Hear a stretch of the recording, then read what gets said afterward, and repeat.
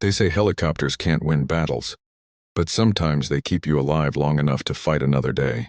That is exactly what happened in 1962, near a little place called Khe Sanh, and the Sikorsky H-34 Choctaw was the only thing standing between survival and tragedy. A South Vietnamese outpost had just been ambushed by North Vietnamese forces. Survivors were pinned on a muddy hilltop, low on ammo, dehydrated and surrounded. The jungle hid snipers. The ridgeline funneled gunfire and the weather choked visibility. Fixed-wing aircraft couldn't land. Trucks couldn't reach them. And walking out meant death. So the Marines called for helicopters, not the sleek turbine Hueys you're picturing.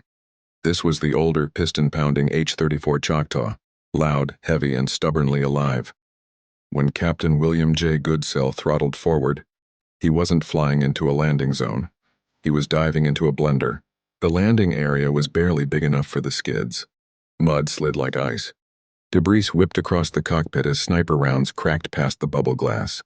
Goodsell hovered with a single skid smearing into the hillside.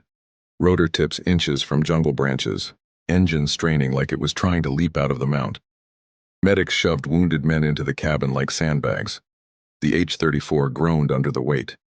Bullet holes punched through the fuselage. The crew chief took splinters to the face and still called out landmarks. Then the hill under the skid began collapsing. Goodsell's co-pilot yelled, "We're sliding." His answer? "We're not leaving anyone." He ripped the Choctaw off the hill, overloaded, overweight, and tail-heavy. The rotor clipped branches. Leaves were later found jammed in the hub. But they made it out, barely. And then he turned around. He flew back. And back. 6 times. Each run hotter than the last. Each departure seconds ahead of enemy forces rushing the crest. By the final lift, the entire hillside was swarmed with muzzle flashes. Every wounded soldier from that position lived because of those flights. Goodsell received the Silver Star. The H-34 earned something harder.